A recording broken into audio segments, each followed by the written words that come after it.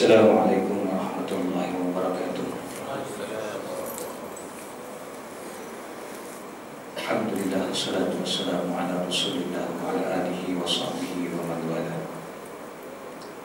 Rabbi shrah li sadri wa yassir li amri wahlul 'uqdatam min lisani yafqahu qawli. Rabbana iftah bainana wa baina qawmina bil haqq wa anta khairul fatihin. Allahumma salli ala sayyidina Muhammad wa ala alihi wa sahbihi ajma'in, amma ba'd. Alhamdulillah, tuan syukur kepada Allah Subhanahu wa taala pada pagi kita masih dipanjangkan umur, diberikan kesempatan. Insyaallah tuan-tuan, kita sambung perkara kita tentang kelebihan ilmu, bab ilmu.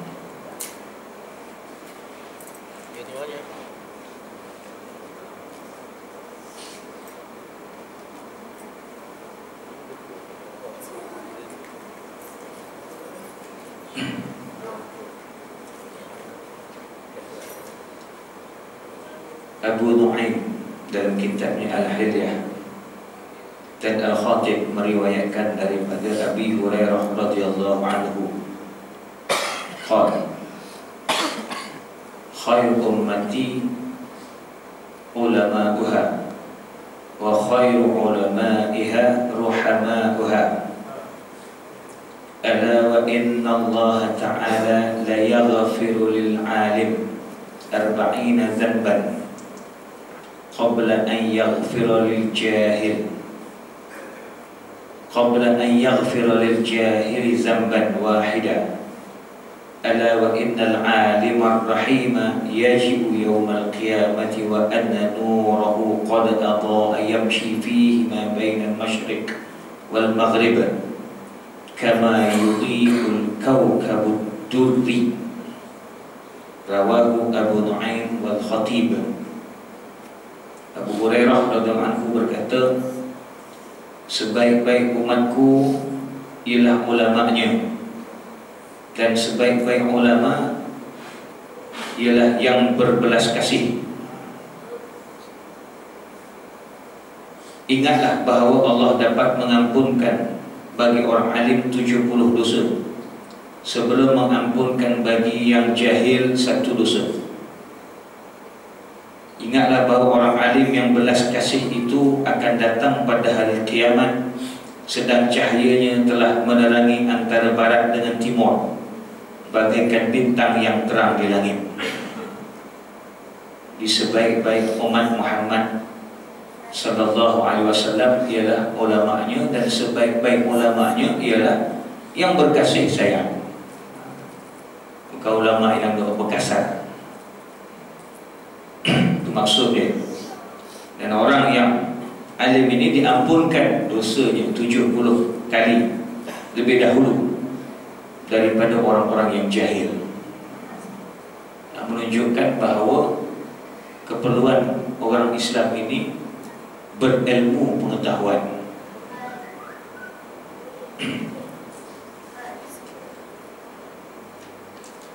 Abdullah bin Abbas radhiyallahu anhu qala idza mata al-alimu sawwarallahu ilmahu fi qabrihi yuqisuhu ila yaumil qiyamah wa yadra'u anhu hawamal ard.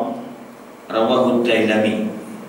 Seorang alim kalau mati, maka Allah akan membentuk ilmunya, merupakan ilmunya bagaikan orang yang menyenangkannya di dalam kubur sehingga hari kiamat, dan mengelakkan daripadanya segala binatang jahat yang berada di tanah. Di antara hadis-hadis yang lain ada menyebutkan tentang amal seseorang itu akan dirupakan dengan rupa seseorang yang akan menemaninya sampai hari kiamat. Tambah dengan orang alim ni, dia ilmunya itu yang bermanfaat itu akan dirupakan dengan rupa orang yang menyenangkan, yang akan menjadi teman di dalam kubur. Kubur kita duduk seorang-seorang, tuan. Apa teman kita? Antaranya amal kita, antaranya ilmu kita, antaranya bacaan Quran kita. Tadi Pak Imam pun baca doa pasal Quran ni, minta Quran tu jadi amalan kita. malam dan siang. Untuk Allah Ta'ala jadikan Quran itu cahaya kita dalam kubur kita. Itulah di antara peneman-peneman kita dalam kubur, tuan-tuan. An Ibnu Abbas radhiyallahu anhuma qala idza ijtama'a al-'alimu wal-'abidu 'ala as-sirat qila lil-'abid qila lil-'abid udkhulil jannah wa tana'am bi'ibadatika wa qila lil-'alim qif huna fashfa' liman ahbabta fa innaka la tashfa' li ahadin illa syufi'ata faqama maqam al-anbiya. Rawahu Abu Syekh wa Tirmidzi. Ibnu Abbas radhiyallahu anhu berkata, kalau bertemu dengan orang alim, dengan orang abid di atas titian sirat di hari kiamat besok, maka diperintahkan kepada abid itu masuk syurga dan bersuka-sukalah kerana ibadatmu. Itu orang yang ahli ibadat, yang banyak ibadatnya, sampai dekat titian sirat masuk syurga. Tapi orang alim ni tuan-tuan, dikatakan kepada orang alim, stop. Orang alim kena stop lah. Stop bersama dan diberikan syafaatmu pada siapa yang kau suka. Orang alim ni diizinkan oleh Allah Subhanahu Wa Taala untuk bagi syafaat kepada sesiapa yang disuka. Maka tiadalah engkau memberi syafaat kepada seseorang melainkan akan diterima oleh Allah Subhanahu Wa Taala. Maka dia berdiri sebagaimana kedudukan para nabi. Ada orang alim ni dia di antara orang yang akan dapat diizinkan oleh Allah Subhanahu Wa Taala memberikan syafaat khusus. Kalau Nabi Muhammad SAW syafaatnya syafaat secara am, dia memberikan syafaat kepada umatnya terutamanya. Bahkan syafaat yang pertama Rasulullah SAW berikan ialah kepada umat manusia seluruhnya untuk dipercepatkan hisab. Bila kita berada di padang mahsyar besok, tuan-tuan, kita akan menunggu lama. Ada riwayat yang menceritakan kita akan menunggu lama, sehingga kan boring yang menunggu lama itu. Istilah orang serang kan, terlalu boringnya. Sampaikan sekumpulan manusia yang ada berhimpun itu bertemu dengan para nabi, bermula daripada Nabi Adam, untuk minta kepada Allah Subhanahu Wa Taala mempercepatkan hisab. Dan nabi-nabi ini semuanya tidak sanggup sampai kepada Muhammad SAW. Akhirnya Nabi Muhammad SAW memohon kepada Allah Subhanahu Wa Taala untuk diberikan syafaat supaya dipercepatkan hisab. Dan Nabi Muhammad SAW juga akan memberikan syafaat kepada kepada umatnya secara khusus. Demikian juga orang yang mati syahid. Ada riwayat yang menceritakan orang yang mati syahid juga adalah orang yang akan memberikan syafaat kepada 70 orang ahli keluarganya. Demikian juga orang-orang yang alim yang akan memberikan syafaat kepada biasanya mungkin pengikut-pengikutnya lah. orang yang disukainya. Utsman radhiyallahu anhu qala awwala man yashfa'u yawmal qiyamah al-anbiya. Orang yang mula-mula akan memberikan syafaat ialah para nabi. Tsumma ulama, kemudian para ulama. Tsumma syuhada, kemudian para syuhada. Tiga orang yang akan memberikan syafaat di hari kiamat, iaitu yang pertama sudah tentulah para nabi. Dan para nabi dia akan memberikan syafaat kepada umat masing-masing.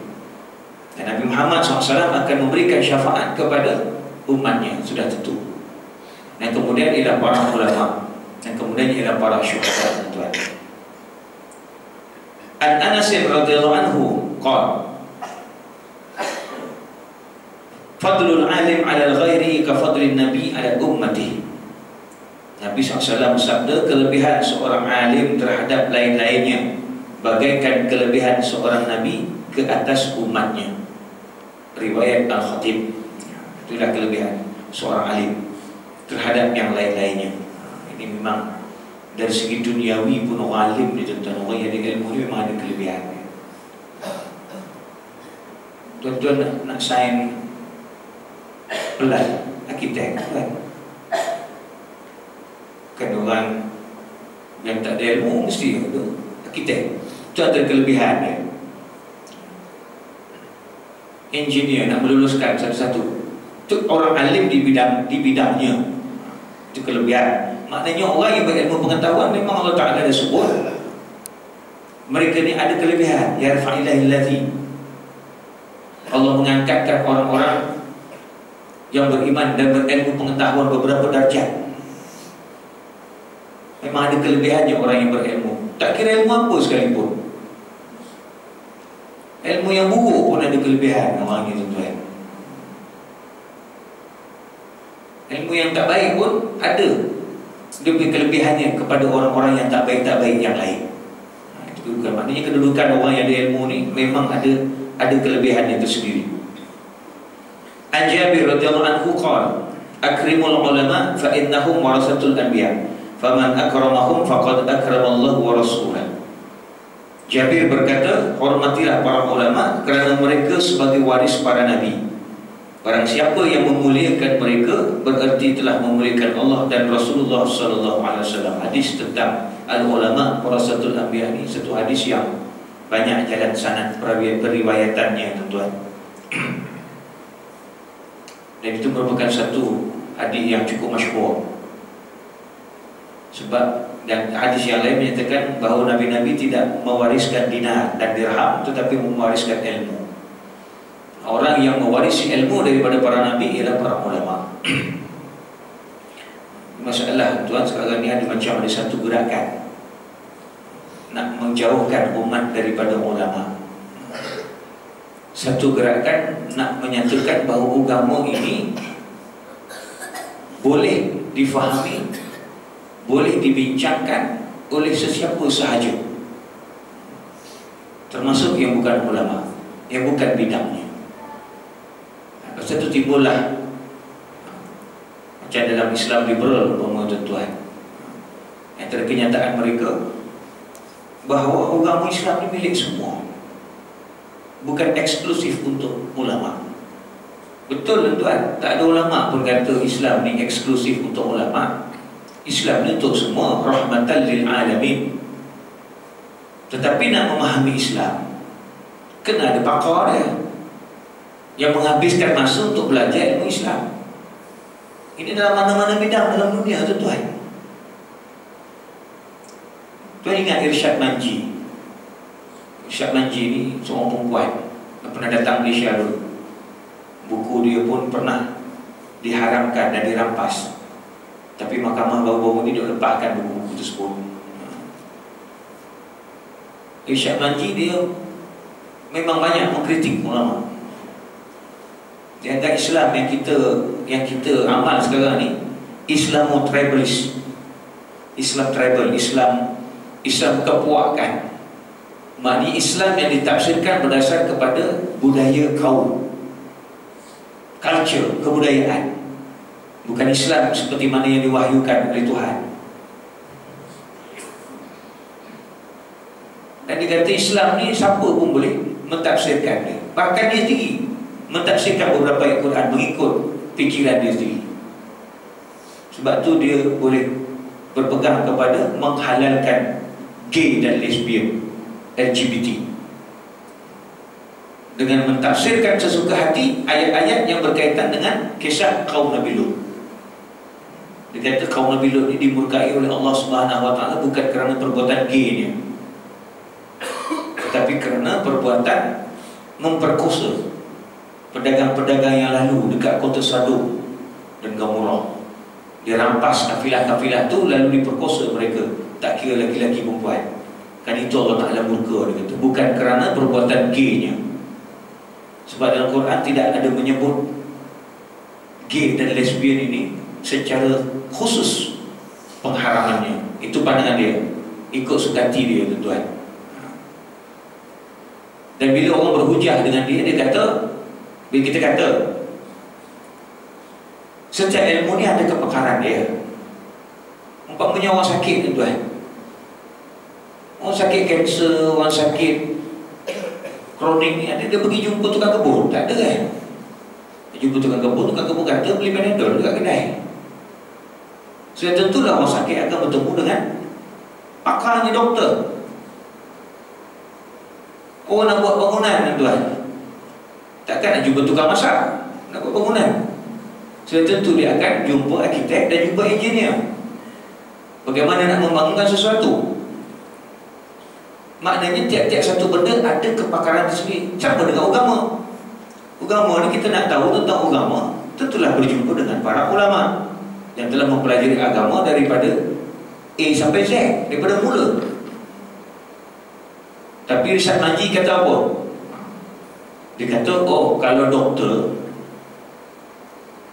betul kita jumpa doktor, dia kata kalau doktor tersalah dalam merawat pesakit, kita boleh bawa dia pergi mahkamah, dakwa dia, saman dia. Kalau ulama tersalah bagi fatwa, dia kata nak bawa pergi mahkamah mana? Itu alasan dia. Maknanya seolah-olah dia kata ulama ni tidak ada pertanggungjawaban kalau sekiranya tersalah dalam memberikan fatwa. Sedangkan doktor, engineer tersalah dalam memberikan kelulusan bangunan tu runtuh, engineer tu boleh dipertanggungjawabkan, bawa pergi mahkamah, saman. Tapi ulama tak ada cerita pun. Ulama kata tersalah bagi fatwa, bawa pergi mahkamah, hakim nak memutuskan, oh ulama ni salah dalam fatwa dia. Itu kata dia. Betul tuan. Kalau doktor salah, kita bawa pergi mahkamah, kita saman doktor itu. Dalam perbicaraan, adakah hakim akan panggil tukang kebun untuk mendapatkan keterangan? Tak juga. Hakim akan panggil doktor pakar juga untuk bagi keterangan, nak kata doktor itu salah ke tak salah. Sama dengan engineer. Takkan hakim nak panggil tukang masak untuk bagi apa ni, nak bagi keterangan tentang bahawa dia punya penilaian terhadap bangunan itu salah. Tentu dia akan panggil engineer lain. Jadi maknanya macam mana pun sesuatu ilmu akan ada dia punya kepakaran masing-masing yang perlu dirujuk. Itu dikatakan fas'alu ahla dzikr in kuntum la ta'lamun. Kenapa Allah Ta'ala gunakan ahli dzikr? Orang yang mengingati ilmu tu. Maknanya ilmu tu sudah berada dalam dada dia. Itu kena rujuk kepada orang yang tahu, tuan-tuan. Dan kena kita kena muliakan ulama berdasarkan kepada ilmunya.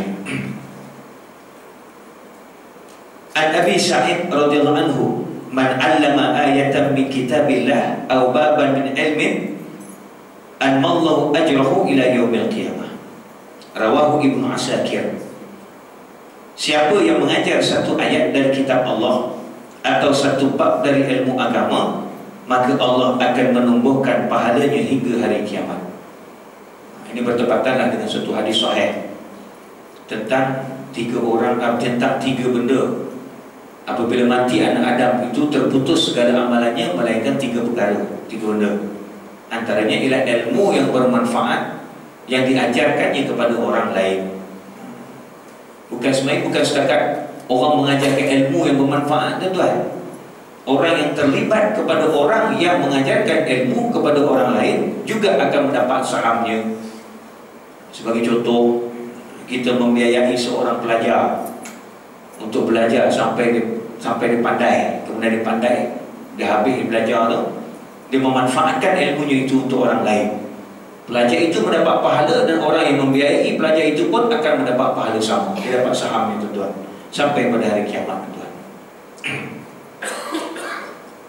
Wa an Mu'az bin Anas radhiyallahu anhu, man 'allama ilman falahu ajru man 'amila bihi wa la yanqusu min ajril 'amil.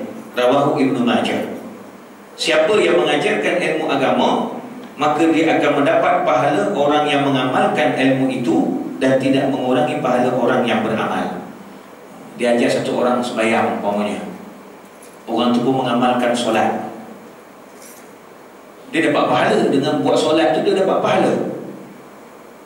Bukan orang yang solat itu sahaja dapat pahala, tapi orang yang ajar orang itu solat pun dapat pahala juga, tanpa mengambil pahala daripada orang yang buat solat, yang mengamalkan solat itu. Maknanya dia akan mendapat pahala yang tersendiri sebagaimana dia mengajarkan orang lain, tuan. Dalam mengajarkan ilmu yang bermanfaat, tuan, jangan sempitkan, jangan sekularkan, tuan. Kata mengajar ilmu agama dapat pahala dah. Apa-apa sahaja ilmu yang bermanfaat, jangan disekularkan. Kenyataan ini, bila disekularkan itu orang kata, oh mengajar ilmu agama sama macam sedekah. Orang mensekularkan sedekah. Sedekah ni yang dapat pahala pergi sedekah masjid dengan madrasah. Sekolah kebangsaan tak dapat pahala. Lagi pula anak sekolah Cina, sebagai contoh sekolah Cina tuan, nak minta sekolah sedekah sekolah Cina tak dapat pahala. Apa sahaja bentuk sedekah kepada siapa-siapa sahaja, termasuk sedekah kepada orang kafir tuan, dapat pahala tuan. Jangan sempitkan konsep sedekah. Kadang-kadang orang nak berwakaf, orang boleh fikir wakafnya, dia fikir masjid, dia fikir surau, dia fikir madrasah. Padahal zaman kegemilangan Islam dulu, wakaf ni dalam berbagai bentuk. Sampai bilik mandi pun orang wakaf. Hamam tu orang wakaf kan tuan. Dan zaman sekarang ni mungkin lebih besar lagi konsep wakaf tu. Wakaf lebuh raya. Tak pernah orang buat wakaf lebuh raya. Wakaf jalan raya.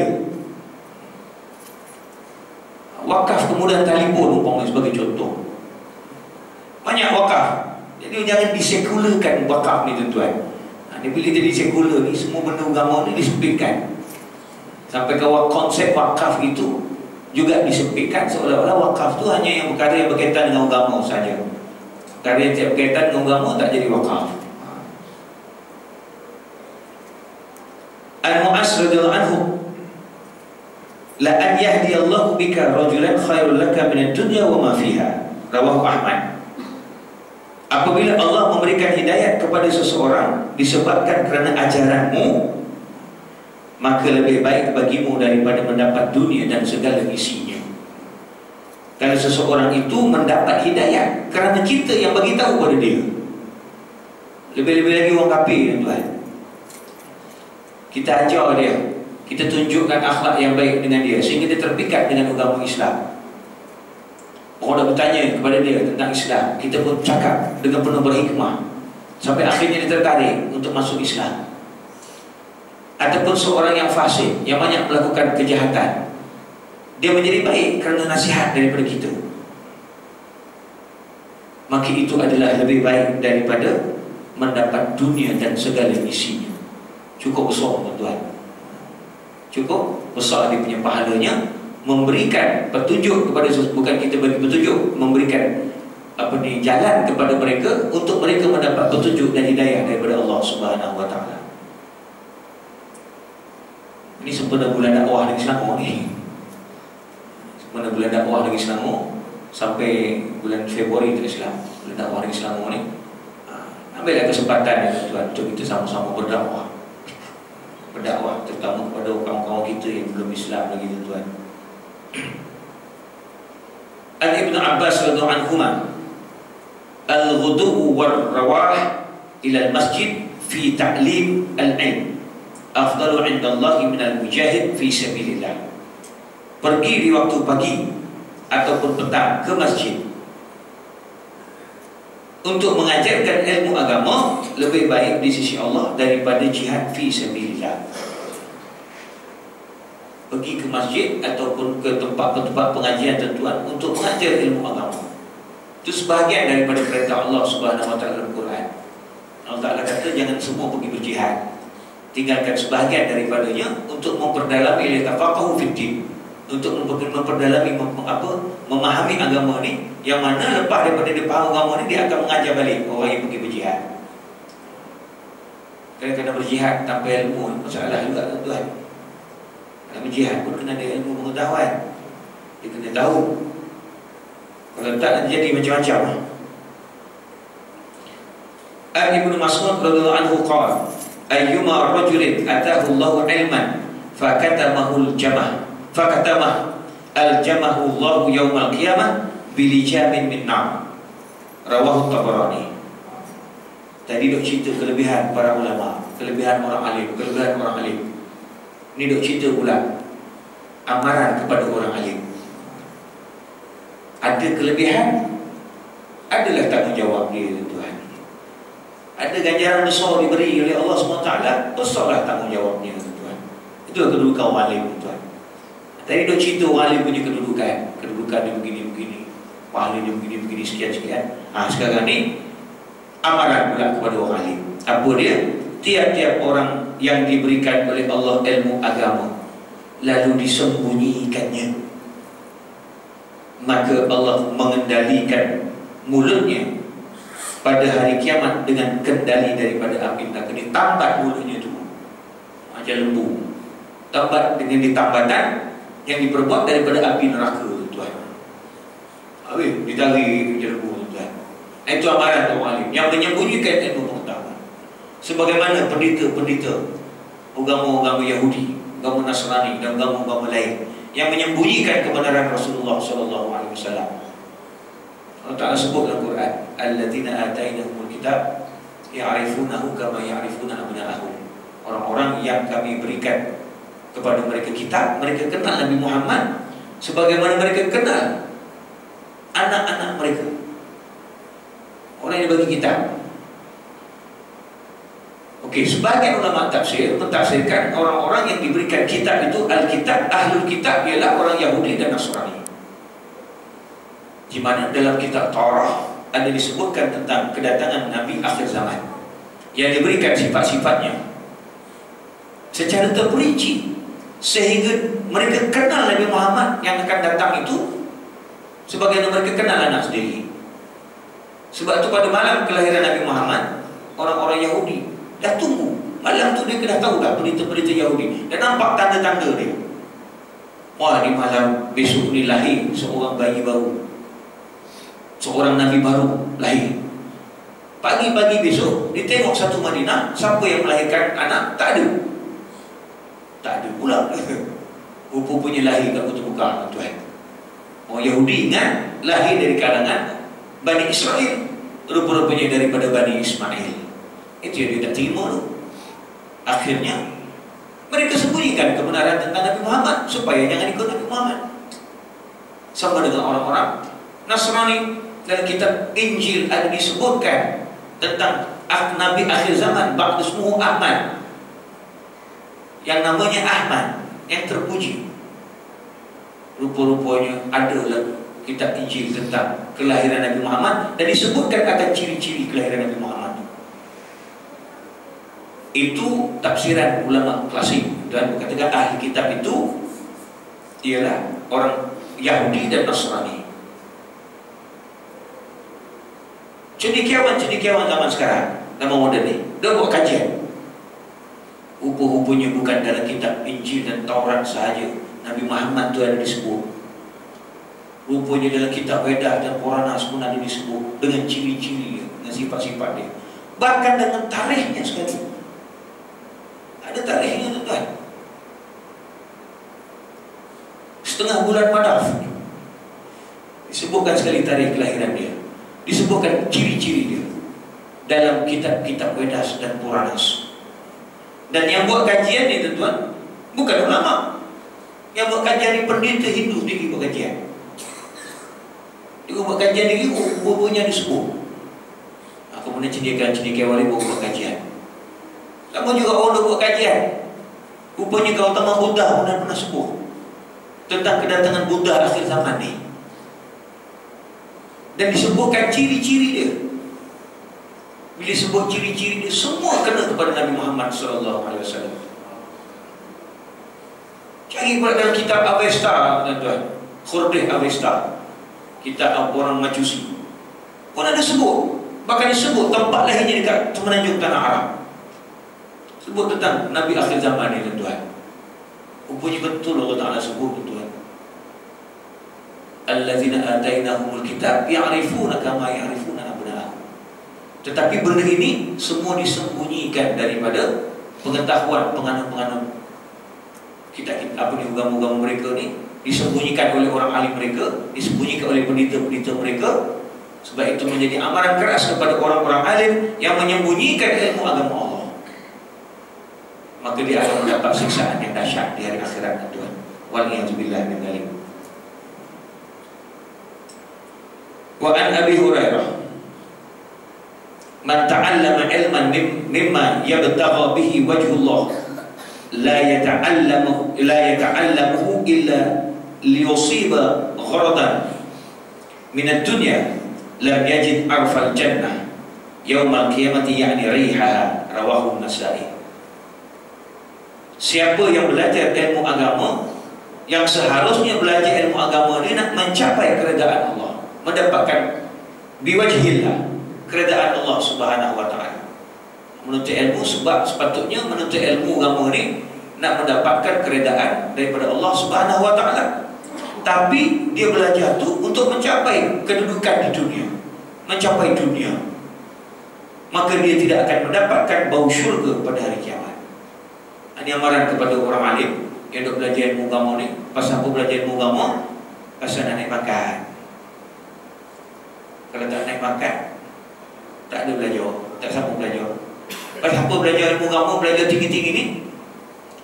Sebab kalau belajar tinggi-tinggi ni, masyuk lebih sikit. Contohlah ni, contoh tak menyentuh mana-mana pihak. Sebagai contoh, mak ni dia belajar ilmu agama tu kerana apa? Sebab nak tunjuk pada orang, aku duk mengaji banyak ni, duk mengaji banyak, ilmu aku banyak. Nak memperlekehkan pula orang lain, tuan-tuan.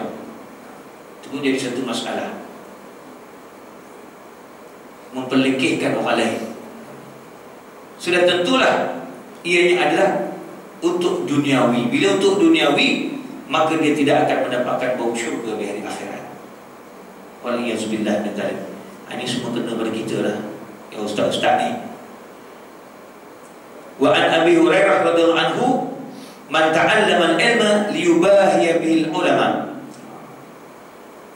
aw yumariya bihi sufaha aw yasrifa bihi wujuhan nas adakhalahullahu jahannam. Siapa yang belajar ilmu untuk menandingi para ulama. Pasal apa nak belajar ilmu? Oh, si fulan tu belajar tinggi, aku pun nak belajar tinggi juga. Sebab apa? Nak berdebat, nak menegakkan pandangan dia. Semata-mata belajar ilmu tu nak kata diri kita betul je, nak berdebat, nak bertelagah dengan orang. Ataupun dia belajar ilmu tinggi-tinggi ni sebab nak memperbodohkan orang bodoh, nak cakap dengan orang, nak cakap dengan orang yang tak berhalim ni, cakap orang kata, orang kata, oh pandai ni, belajar ilmu tinggi-tinggi, nak memperlekehkan amalan-amalan orang, nak mengata-ngata orang macam-macam, tuan. Kadang-kadang ada setengah orang gitu, dia mengaji, ada pun dia pelekeh, dia sembahyang, tak sembahyang Jumaat, sebab itu contoh lah. Dia kata-kata orang yang tak sembahyang Jumaat, dia sebutlah hadis-hadis ni, betul lah disebut, tapi tujuan dia tu kerana nak memperlekehkan orang lain, tuan. Lebih-lebih lagi untuk nak menunjukkan bahawa dia tu pandai di hadapan orang-orang yang jahil. Ataupun dia menuntut ilmu supaya orang pandang dia, oh alim, alim ulama besar, tuan-tuan, supaya orang pandang dia sebagai orang alim, sebagai ulama besar. Bila ulama besar, ulama besar, kau siapa, kau ngaji kat mana? Maka Allah akan memasukkannya ke dalam neraka Jahannam, waliyahzubillah. Sebab tu kena betulkan niat kalau menuntut ilmu. Bukan setakat menuntut ilmu kat universiti, nak betulkan niat, tuan. Menuntut ilmu kat surat Al-Hijrah ni mana kena betulkan niat.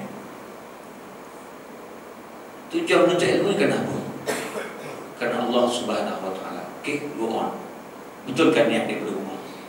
Tak payahlah 28 sahaja aku pergi menuntut ilmu kerana Allah Ta'ala. Tak. Betulkan niat tu, ya Allah, aku nak menuntut ilmu ni kerana Allah Subhanahu wa taala. Kerana kau nampak dan mengharapkan keredaan kau. Dengan ilmu yang ada ni, mudah-mudahan aku dapat beramal sebagaimana yang sepatutnya. Bukan kata, oh ini kat surau Darul Hijrah, surau Al-Hijrah, kata kemuning ni, yang datang ustaz semua tero-tero, datuk-datuk, profesor-profesor, tansi-tansi, doktor-doktor, yang dari banting yang tak ada. Oh, mari mesti ilmu tinggi. Tu jumpa orang lain pula, oh, dia pun cakap pasal agama begini. Kau ngaji ke mana? Aku ngaji surau Al-Hijrah. Profesor yang ngaji aku. Lagi-lagi kalau dia mengaji dengan ulama-ulama besar, dengan tujuan apa? Nak dapatkan gam. Sebab aku mengaji dengan ulama-ulama besar. Kau ngaji ke siapa? Aku ngaji ke Qaradawi tau. Sebab itu kena betulkan, tuan. amalan kepada para ulama, terutama kita lah. Al-Hasan, ma min abdin yakhutubu khutbatan illa Allah, ma min abdin yakhutubu khutbatan illa Allah sa'iluhu anha yawmal qiyamah ma arada biha. Rawahu Abi Dunya wal Baihaqi, Ibnu Abi Dunya wal Baihaqi, dengan riwayat yang mursal. Tidak ada seorang yang berkhutbah, berceramah, sesuatu khutbah, melainkan Allah akan tanya, kau pergi bagi ceramah ni, apa tujuannya? Apa tujuan kau nak bagi ceramah? Nak dapat populariti supaya menjadi ustaz selebriti, contoh. Atau mungkin kau bagi ceramah ni untuk sebagai nak dapatkan fulus semata-mata. Kadang-kadang Allah Ta'ala uji kan? Kadang-kadang Allah Ta'ala uji. Kau pergi mengajar 3-4 kali, kau tak bayar. Tak bayar apa? Berdahari pergi luar negeri, 3 kali ngajar, semua tak bayar. Besok ustaz jangan lupa ke depan, InsyaAllah, insyaAllah. Dia ustaz, alamak, minta maaf lah, ada hal lah. Tuan-tuan, dulu masa saya mula-mula pergi ceramah ni, tuan, ada satu orang Allah beritahu kepada saya, lepas ceramah kau tengok lah, kalau banyak boleh diulang, kalau tak banyak sekali je dah, kata. Kata Masya Allah, tuan-tuan, na'udzubillah min dzalik. Itu semua kita serahkan kepada Allah Subhanahu wa Ta'ala. Allah tidak akan membiarkan seorang hamba-Nya kelaparan selagi mana usianya masih ada. Waliyahzubillah. Jadi itulah payah. Tuan-tuan tak ada, kami inilah kami yang jadi masalah ni. Jadi masalah payah, tuan-tuan. Lagi-lagi syaitan kiri kanan untuk menggoda kan.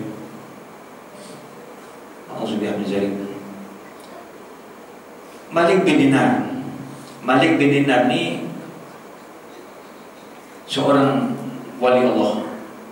Dia ulama sufi dan juga seorang wali Allah. Namanya pun Malik bin Dinar. Malik bin duit dinar, Malik bin ringgit. Malik bin Dinar ni diriwayatkan kalau dia baca hadis dia menangis. Dia baca hadis dia menangis. Lalu dia kata, lebih kurang macam ni dia kata dia, kau ingat aku ni suka dengan ceramah? Kau ingat aku suka dengan ceramah aku ni? Sebab apa? Aku tahu Allah Ta'ala akan tanya kepada aku, apa tujuan kau mengajar hadis ni? Lalu aku akan jawab, engkau ya Allah saksi terhadap apa yang ada dalam hati aku. Andai kata aku mengetahui bahawa engkau lebih suka aku diam, nescaya aku tidak akan bercakap buat selama-lamanya. Kebimbangan dia mengajar hadis ni, takut-takut nanti mengajar hadis ni supaya orang kata, oh dia ni ulama hadis. Itu masalah tu. Guru kami Abu Bakar Muhammad bin Abdul Hasan Al-Bakri As-Siddiqi dalam wasiatnya berkata kepada aku, ini pengarang kitab ni lah, Zainuddin Al-Malibari, jadikanlah tulus ikhlas simbol pakaian dalam diri kamu. Maknanya ikhlas ni jadikan pakaian dalam semua yang kamu pelajari dan yang semua kamu ajarkan, dan beradab kepada Allah sebagaimana pakaianmu dalam semua benda yang kamu pelajari dan kamu ajarkan. Dan jangan bakhil untuk mengajar orang yang akan belajar dari apa yang diajarkan oleh Allah kepadamu. Jangan bakhil. Kita aja yang ada kepakaran yang Allah Ta'ala bagi. Tak jemput boleh 5,000. Bukan senang aku dapat teori ni tau. Nak botak kepala aku nak buat teori ni, nak senang-senang aja. Dengan kesedaran bahawa Allah Subhanahu wa Ta'ala selalu sentiasa melihat kepadamu. Semoga Allah memberikan kami perasaan tulus ikhlas dalam menuntut ilmu dan menyiarkannya, bahkan dalam semua kelakuan ibadat dan taat. Tonton tengok ulama-ulama dulu. Macam Zainuddin Al-Malibari yang buat kitab ni ya. Ada dia dapat royalty. Kitab ni sampai sekarang cetak, tuan. Kitab-kitab ulama besar dulu, ulama macam Ihya Ulumuddin, kitab Al-Um, ulama-ulama lama dulu, sekarang kitab besar-besar, tuan. Ada dapat royalty? Tak ada, tuan. Mereka tak terfikir pun masa mengarang kitab tu untuk mendapat royalty. Yang kaya siapa? Tukar-tukar cetak, tukar Darul Fikir, tukar Darul Kitab, Darul Kutub. Itu yang kaya-kaya semua tuan-tuan. Dekat Luqman tu, antara golongan-golongan yang kaya ni pencetak-pencetak kitab. Itu yang kaya. Tetapi tuan-tuan percaya, ulama-ulama macam ni, macam Imam Ghazali, Imam Syafi'i dan sebagainya ni, mereka kaya dalam kubur. Hari-hari ada pahala sampai. Kalau ikut dalam kitab Ar-Ruh Ibn Qayyim Al-Jauzi, dia menerangkan pahala-pahala tu sampai dalam bentuk talam-talam yang bercahaya. Tuan-tuan bayangkan hari-hari sampai seronok, banyak pahala aku dapat. Macam baru ni dapat WhatsApp kan, cerita pasal tentang akaun Sayyidina Osman bin Affan di Bank Arab Saudi. Itu harta wakaf. Kisahnya apabila hijrah orang Islam ke Madinah, Allah alam kita kisah benar atau tidak, belum ditaskhihkan lagi, tapi rasanya macam betul kisah tu. Tapi kisah Sayyidina Osman beli telaga untuk diwakafkan, itu kisah benar. Itu ada hadis dia. Itu ada catatan dalam catatan sejarah tuan. Di mana Sayyidina Osman bin Affan bila orang Islam berhijrah ke Madinah, sumber air dikuasai oleh orang Yahudi. Jadi orang Yahudi kapitalis. Siapa nak ambil air, bayarlah 10 meter padu berapa sen. Sayyidina Osman kan kaya, lalu dia bercadang nak beli telaga tu. Orang Yahudi kata no, sorry, sebab dia nampak dia punya keuntungan. Osman kata okey, tak apalah, aku beli separuh. Hari Senin kau uruskan telaga ni, hari Selasa aku uruskan telaga ni. Dia tu fikir okey lah, boleh kongsi tu. Hari Senin orang Yahudi ni, siapa nak ambil air, dia charge, bayar. Tapi Sayyidina Osman dia nak wakaf. Hari Selasa free of charge. Bukan setakat 30 meter padu air free, semua free. Bolehlah ambil nak berapa meter padu pun. Bila orang tahu hari Selasa free, orang pergi hari Selasa, tak pergi hari Senin. Hari Rabu orang tak pergi, hari Khamis orang pergi. Free. Lama-lama bengkok punya Yahudi, bankrupt. Orang dah tak beli air dia dah. Macam ni aku jual semualah, kata. Dia pun jual semua kepada Sayyidina Osman. Lalu Sayyidina Osman pun mewakafkan keseluruhan telaga itu untuk keperluan orang Islam, free of charge. Ambil lah, berapa banyak nak ambil. Bila dia beli telaga tu, bukan telaga tu jadi beli, dia belikan kebun-kebun dia sekali. Kebun itu diwakafkan oleh Sayyidina Osman, dan wakaf itu kemudian diregisterkan oleh kerajaan-kerajaan yang selepas daripada dia atas nama Sayyidina Osman. Jadi wakaf itu masuk dalam Baitul Mal. Akhirnya dikatakan sekarang ni duit itu dimasukkan dalam satu akaun nama Osman bin Affan. Dah 1400 tahun tuan. Sebahagian daripada duit itu akan diberi hasil kebun. Dan sekarang kebun tu pun katanya, tanah tu pun dah dibuat hotel ke, pusat mobil belah ke apa, mak dia sendiri commercialize kan. Hasilnya lagi banyak, berjuta-juta.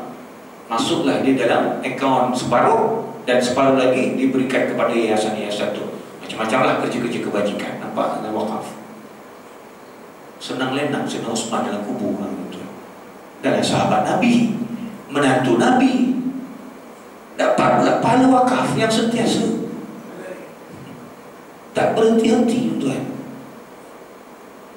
Tapi kita ni wakaf ni kurang. Belum jadi satu budaya lah dekat Malaysia ni wakaf. Apa sekarang ni, ya kadang-kadang ustaz nak wakaf, macam mana ustaz, duit tak ada. Sekarang RM1 boleh wakaf. Sijil wakaf tu RM2 kan, beli lah sijil wakaf tu, dan diuruskan oleh Perbadanan Wakaf Negeri Selangor tuan-tuan. Wakaf kan, walaupun RM1, dia akan menghasilkan pahala yang berterusan. Itu untuknya sedekahun jariah tadi itu, wakaf tuan. Dalam kitab Al-Ghayah karangan Al-Hisni ada keterangan daripada Dirar bin Amr, katanya Sesungguhnya ada kaum yang tidak suka atau menjauhkan diri daripada majlis-majlis ilmu. Ada satu, memang ada tuan-tuan. Masyarakat kita ni memang ada. Tak pernah datang kuliah-kuliah ni, tak pernah datang majlis ilmu. Bahkan tak suka pun, menjauhkan diri daripada majlis ilmu. Lalu mereka membuat mihrab untuk sembahyang dan puasa sampai kering, kurus, tinggal kulit dengan tulang. Ini setengah-setengah ahli sufi pada zaman Dirar bin Amir. Mengaji tak mau, tapi duk beribadat nombor satu, tuan. Memang kuat ibadat, tak dinafikan. Puasa sampai kering, tulang, kurus. Mereka telah menyalahinya hingga binasa. Tak menuntut ilmu, tapi beribadat kuat, puasa banyak sampai kurus kering. Kata Dirar bin Amr, demi Allah yang tiada Tuhan selain daripadanya, tidaklah seseorang beramal dengan kejahilan, atau dalam bahasa kasarnya kebodohan, melainkan akan rusak dan salahnya lebih banyak daripada baiknya. Sebab itulah yang menyebabkan mereka binasa. Islam tak suruh puasa sampai kurus kering. Islam suruh makan. Wa kulu washrabu. Kalau tak sebut makan dan minum. Cuma ujungnya Allah tak kata wala tusrifu. Jangan melampau-melampau sampai membazir-bazir, dibuang-buang. Beli makan, harga mahal-mahal, makan ciput sikit yang lain buang. Kamu pergi hotel tuan, makan ala buffet terutama hotel Resort World kat Genting Highland tuan. Kan dia punya restoran itu sambung-sambung. Makanan Cina, makanan Mak Saleh, makanan Melayu, makanan Timur lah, Barat lah, apa semua. Sampai dekat hotel tu ditulis pelanggan yang dihormati boleh makan sebanyak mana, tapi jangan membazir. Dia tulis itu. Mereka jumpa ambil kau tu pinggang lebih banyak, makan dah tinggal separuh buang. Itu bukan daripada ajar kita lah. Dan bukan pula tak nak makan di dunia, semua dunia sampai kurus kering, tak nak makan. Puasa, buka apa? Butir-butir berai, bertih. Apa-apa kita orang Jawa kata pati geni. Puasa pati geni, mana puasa makan 3 butir berai, minum susu sampai kurus badan, lemah, air tu hantar bawa kecil pun tak boleh juga, menyebabkan binasa. Maknanya kita beramal kena ada ilmu. Amal apa saja pun tanpa ilmu pengetahuan menyebabkan kita binasa, tuan. Tambahan peringatan, kewajiban yang pertama atas ayah kepada anak. Ini kewajiban seorang ayah kepada anak.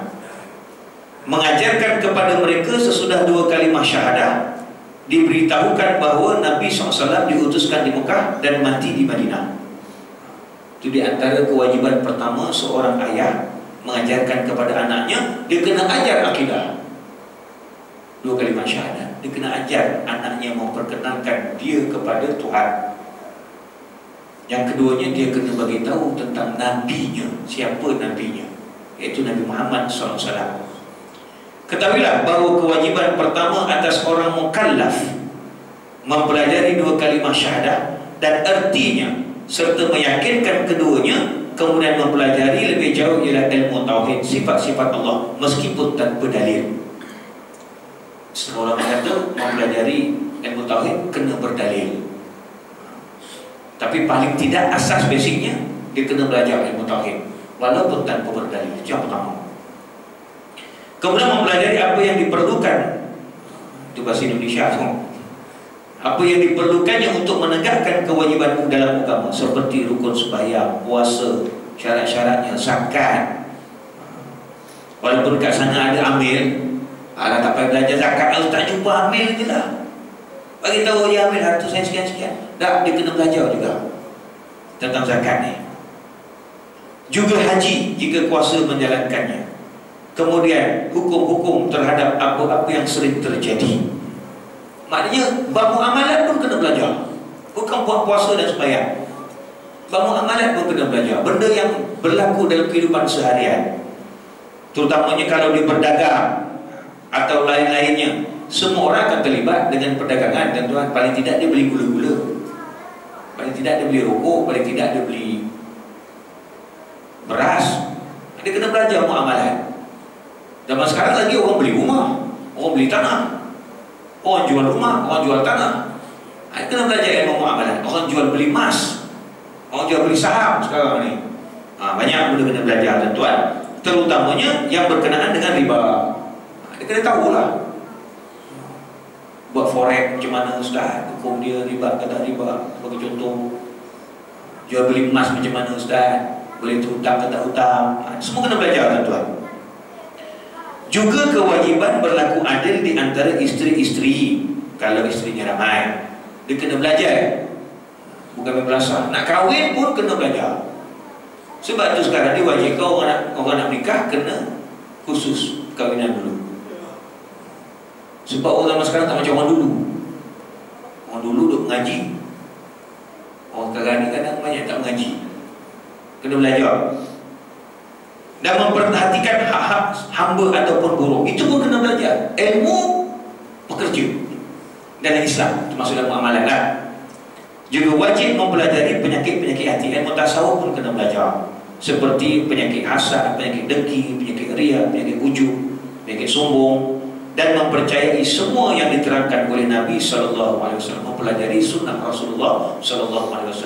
Ini kewajiban yang perlu bagi seorang yang mukallaf. Sebab itu menuntut ilmu ni penting.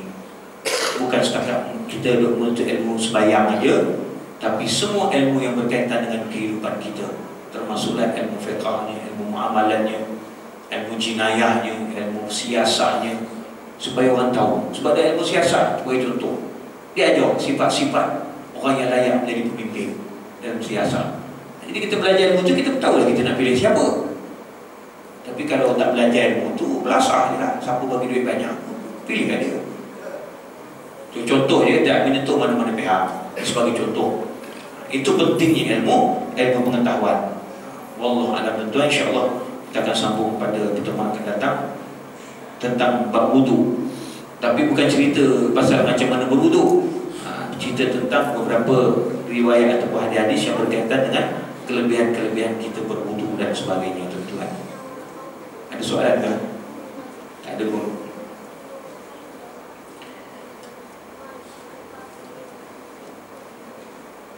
Okey, tuan-tuan, kita akhiri dengan tasbih kafarah dan salatul rasul. Bismillahirrahmanirrahim. Subhanakallahumma wa bihamdika asyhadu an la ilaha illa anta astaghfiruka wa atubu ilaik.